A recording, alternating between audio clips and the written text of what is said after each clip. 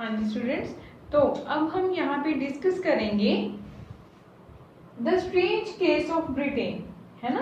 पहले हमने जर्मनी की यूनिफिकेशन की, फिर इटली की, ठीक है। जो दोनों टॉपिक्स तो हैं वो the making of Germany and Italy के अंडर आते हैं, और ये जो टॉपिक है ये भी हमारा इसी के ही अंडर आता है, the strange case of Britain, जो कि फोर्थ पार्ट का 4.3 लास्ट चीज का पार्ट है, ठीक है। The strange case of Britain.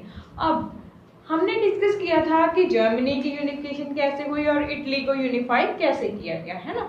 तो अब जो हम डिस्कस करेंगे कि ब्रिटेन जो था, अब उसमें कौन सा ऐसा स्ट्रेंज केस था, ठीक है। सो हम अब यहाँ पे ये डिस्कस करेंगे। देखो वो स्ट्रेंज केस क्या था, कहते हैं in Britain the formation of nation state was not the result of a sudden upheaval. Britain में नेशन स्टेट की फॉर्मेशन होना एक सडन अपहेवल नहीं था। अपहेवल का मतलब होता है रेवोल्यूशन, ठीक है। तो बेसिकली ये कोई सडनली होने वाली रेवोल्यूशन नहीं थी जिससे कि ब्रिटेन में जो नेशन स्टेट्स बनी, ये बहुत सालों तक रेवोल्यूशन जो है वो होते चले गए, ठीक। It was the result of a long drawn out process. So Britain में नेशन स्टेट की फॉर्मेशन होना लॉन्ग ड्रॉन आउट प्रोसेस का रिजल्ट था, ठीक। तो अब बेसिकली ब्रिटेन में जो स्ट्रेंज केस थे वो क्या थे, ब्रिटेन में 4 टाइप के एथनिक ग्रुप्स थे, that were English, Welsh, Scottish and Irish, ठीक है। सो ये जो English, Welsh, Scottish and Irish, ये जो 4 टाइप के एथनिक ग्रुप्स थे, इनकी अपनी आइडेंटिटी थी, अपनी उनकी यूनिक आइडेंटिटी थी, और इसके साथ साथ उनका अपना एथनिक कल्चर था, अपने कस्टम्स थे, अपनी पॉलिटिकल स्ट्रेटजी जो है वो इन सब ग्रुप्स की अपनी थी, ठीक है। सो अब लेकिन यहाँ पे ब्रिटेन में क्या बनाना था, नेशन स्टेट बनाना था। तो उसमें बेसिकली क्या था, ये जो इंग्लिश था, ये जो इंग्लिश एथनिक ग्रुप था, जब ये वेल्थी हो गया, ठीक है ना, और इसके पास पावर आ गई, इंपॉर्टेंट पावर्स आ गई, तो इसने क्या किया, बाकी जो एथनिक ग्रुप्स थे उनको इन्फ्लुएंस करना शुरू कर दिया, ठीक। The force of power was the English parliament.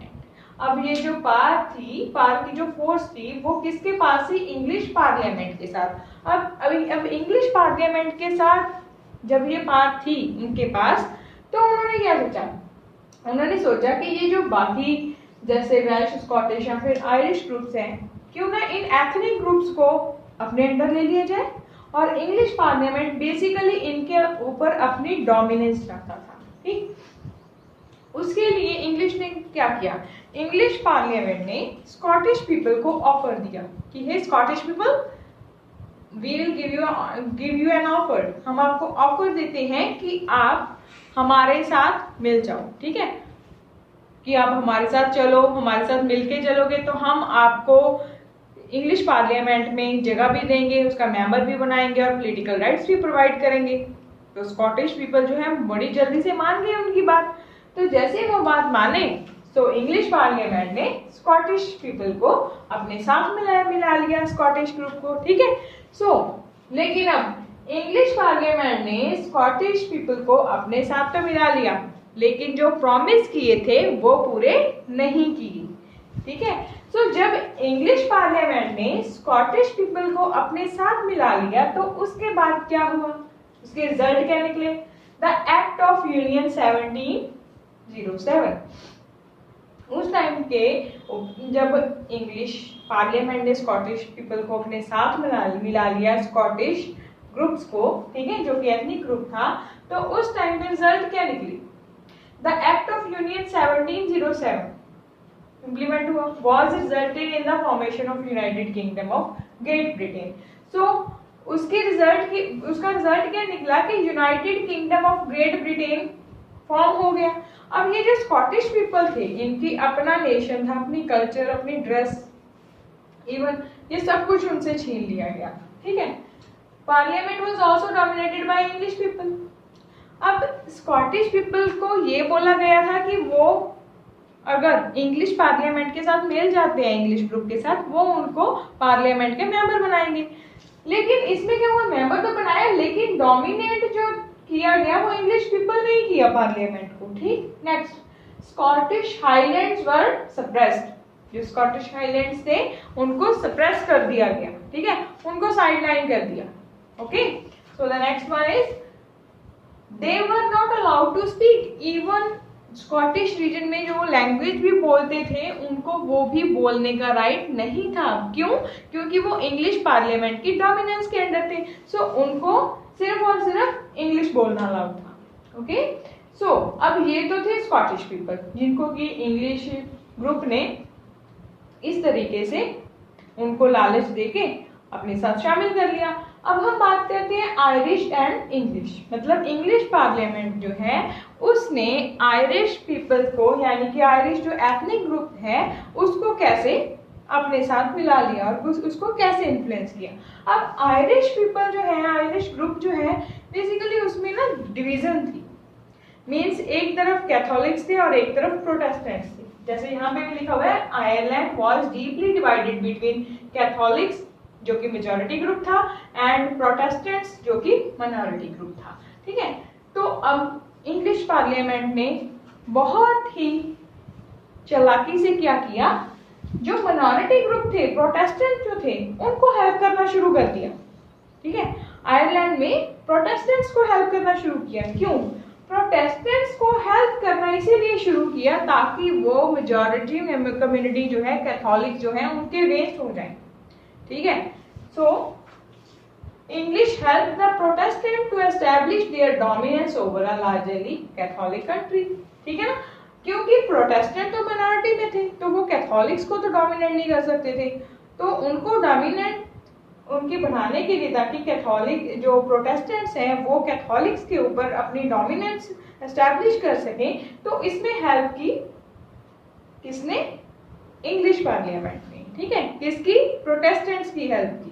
ठीक, so revolt led by Wolfe Tone for Catholics of Ireland. लेकिन आयरलैंड में सभी के सभी तो इंग्लिश पार्लियामेंट के साथ नहीं थे, तो जो कैथोलिक ग्रुप के में क्या हो गया, रिवॉल्ट छिड़ गया। ठीक है, सो रिवॉल्ट जिसको कि किसने लीड किया? वॉल्फटोन ने।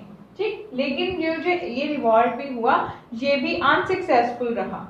इंग्लिश पार्लियामेंट ने प्रोटेस्टेंट के साथ मिलके आयरिश एथनिक ग्रुप को भी अपने अंडर ले लिया, लेकिन फोर्सफुली क्यों?